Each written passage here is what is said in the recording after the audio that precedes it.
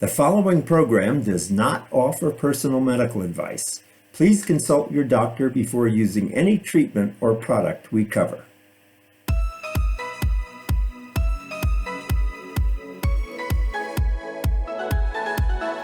Welcome to Go to Health Media with your host, Jonathan Marks. We provide a welcoming environment where experts educate you on important health topics, answer your questions, and provide information from which you can benefit in consultation with your doctor. You can visit and subscribe to the show at gotohealthmedia.com. And now, here is Jonathan Marks. Hey everyone, welcome back. This is Jonathan Marks with Go to Health. And today we're talking about something I know you all know about. It's the flu. Every year we hear the importance of getting the flu vaccine. It's easy to forget about and take for granted because it's been around for so long.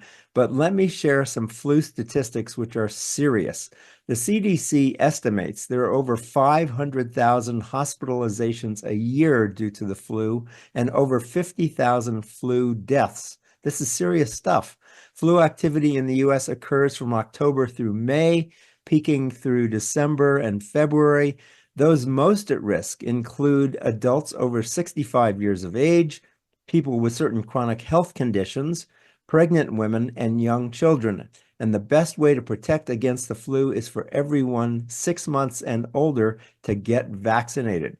With us today is Dr. Leah Smith. She's a pharmacist and vaccine educator at GSK, and she can talk with us more about flu symptoms and the importance of getting vaccinated. Welcome to the show, Dr. Smith. How are you today?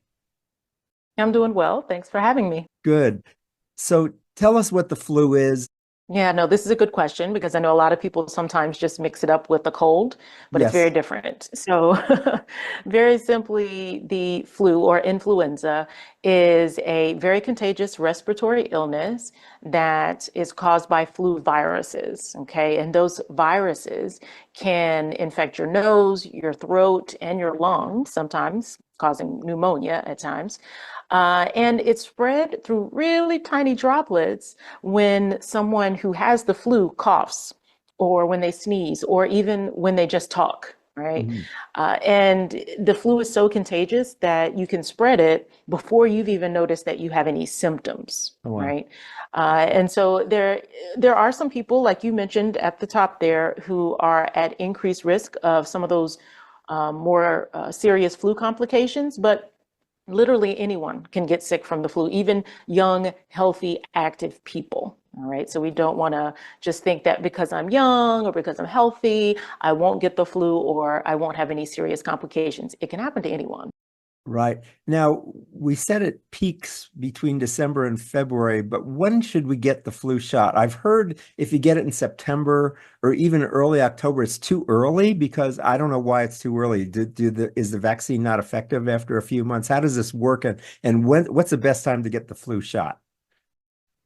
No, this is good. So really too early, I would say, is July and August. If you're going Okay. to get late September, October is the perfect time, right? Ideally, the Centers for Disease Control and Prevention recommend that you get it before the end of October. But even if it happens after that, that's okay. Like you said, peak season is between December and February during those winter months across most of the US, right? Right. And it takes about 2 weeks for your body to mount that response. So it's Ah, not as if you get it and then immediately, you're protected. So that's okay. why you want to get it before the peak season starts. Got it. So literally just like 2 days ago, I got my flu shot. My arm is still sore. Is that part of the process of developing, the immunity to the flu? I got mine last weekend too, so kudos to you. Good. So it's so weird because everybody's different. Everyone has a different reaction. Your arm is still sore. My arm wasn't sore at all. So Hmm. everybody reacts differently to getting any vaccine, really. But Mhm. when you do feel like that soreness, or sometimes people feel tiredness or a headache or something, that is your body's response to mounting, right? Your immune system's revving up. So that's a good thing when you have sometimes those reactions that you feel. That means your body's working and building that response. Yeah, I know because the last couple of days I've kind of not quite felt like myself, but I just know that I've gotten the flu shot and I'm glad I'm not going to get the flu. Now, tell us, people die from this, but It's such a common disease. I mean, how does death happen, I guess? What's the process where people get so sick that they die? Well, like I said, everybody's different. And so I don't want to spend too much time going down that rabbit hole. But like I said, it can impact some people and cause pneumonia, right? And so people, especially older people, can die from pneumonia. If you already have a respiratory illness like asthma or COPD, sometimes having an infection like the flu can cause you to have exacerbations, they call it, or basically like flare-ups, which lead you to the hospital and sometimes, depending on your status, can lead to death. So there's many different avenues that it can happen based upon having the flu. It can aggravate certain other conditions that you already have. Does Got that it. make sense? Okay.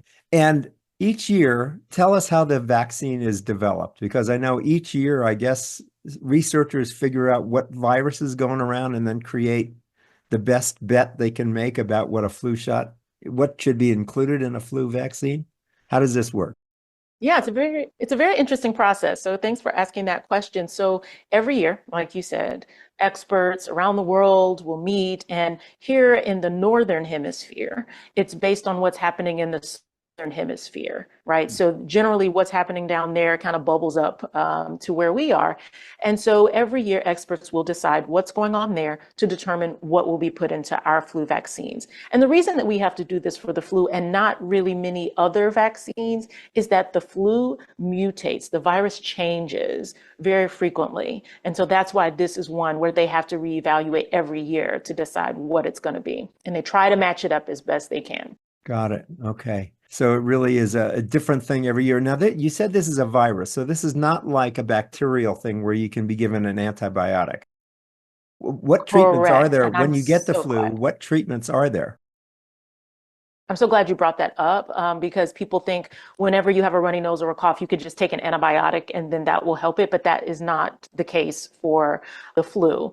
Okay. So, what you do though, if you have symptoms like a sore throat, headache, runny nose, cough, it's really hard to distinguish sometimes between the flu and a cold. Usually the flu symptoms come on quicker and they're more intense, but really there's no way for you to know unless you get tested. So if you're starting to come down with these symptoms, go get tested, right? So your doctor can determine, is it flu? Is it COVID? Is it RSV? Is it, there's so many different things Yeah. it could be. But if it's determined to be flu, there are antiviral medications that can be given to you, but it's really important that you get in within a certain amount of time in order for those antivirals to be effective. And people can learn more where? Where do we go to learn more? Well, there's a lot of information available about the flu just in general and about flu prevention at cdc.gov/flu. And you can also on that website learn about what's going on locally, like in your own state or region, how flu, COVID, and RSV are kind of circulating at any given time. Oh, good. So we can kind of get the latest flu news there, huh? That's Yes, cdc.gov/flu, FLU. yes, Good. that's it. Great. Anything else you want to talk to us about, doctor, in terms of flu prevention or getting the flu? Tell us what didn't I ask that I should have? Well, I guess I'd like to talk about where people can get their flu vaccines, right? Because we're living in an age where it's pretty convenient, luckily, for us to get it. So if you're at your doctor's visit, I'm sure they'll ask you about it. But if they don't, I'm sure they have the flu. You can ask them about it, about the vaccine. Local pharmacies now, even in smaller independent pharmacies, will often have flu vaccines that you Mhm. can just walk in and get if you're there picking up some other items or another prescription. Churches, schools, workplaces, they often will have flu vaccine clinics this time of year. So I think the most important message is that if you have someone in your family who's 6 months of age and older, you do want to make sure that you can get your flu vaccine every year, right? Because it is not just a cold. It can be more complicated. In fact, I just spoke with a mother recently who has a little son. He's very cute, named Caden, and her name is Michelle. She told me about his story, and it was just so heartbreaking. Apparently, a couple of Christmases ago, around 2022, he started to get sick. And then fast forward, he was diagnosed with flu, and then it led to him being hospitalized. A young, healthy, active little boy was hospitalized in the ICU for 2 weeks. Hmm. And unfortunately, he ended up having both of his legs amputated. Both of his And I legs know amputated. Wow. Both of his legs were amputated. I know this isn't something that people hear often, right? And so it doesn't happen often, but it can, right? And so people think it can't happen to me. It won't happen to us. We're too busy. But Michelle is really passionate about making sure that people make time and talk to their doctor or pharmacist about getting that flu vaccine every year. And Caden is so sweet. He's really just a ball of energy. He has his prosthetic legs. He calls them his robot legs. And so, they're just really grateful to have him in their lives, right? But again, she just really wants everyone to make sure that they make time for their flu vaccine. So that's why she gave me permission to share her story. Good, good. And one last question before we go. There's been vaccine hesitancy for whatever reason, I guess, coming out of COVID or whatever. How safe is the flu vaccine? Do people need to have any worries about it? Tell us, how can we be more confident in getting the flu shot? Right. And I'm glad you used that word confident, right? Because we want to change that language from vaccine hesitancy to vaccine confidence. And so that's why I'm here today, to kind of build some of the confidence around flu vaccine in particular. And so you ask if it's safe. So every person and everybody is different. So I can't speculate about whether flu vaccine is right for 100% of everyone, right? And so that's why you do want to talk to your own healthcare providers. But what I will say is that according to the CDC, the flu vaccines have a long history of safety, right? So hundreds of millions of Americans have received the flu vaccine over the past 50 years, right? And so there's extensive research that does show the vaccines are safe. So again, you should talk to your doctor or your pharmacist about your particular condition and your circumstance. Good. Great. Well, thanks so much for being with us today. Thanks so much for having me. Yeah, we've been talking with Dr. Leah Smith. She's a pharmacist and vaccine educator at GSK. We've been talking about getting the flu vaccine. Please do get yours so you don't get really sick. And if you want to learn more, you can go to cdc.gov/flu.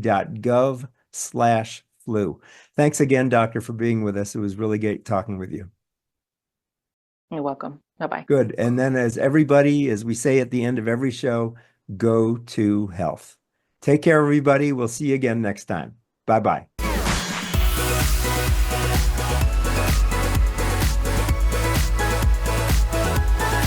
Thank you for tuning in this week to Go to Health Media.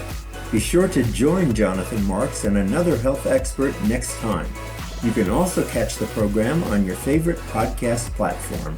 Until our next show, be sure to visit us on the web at gotohealthmedia.com and elevate your life.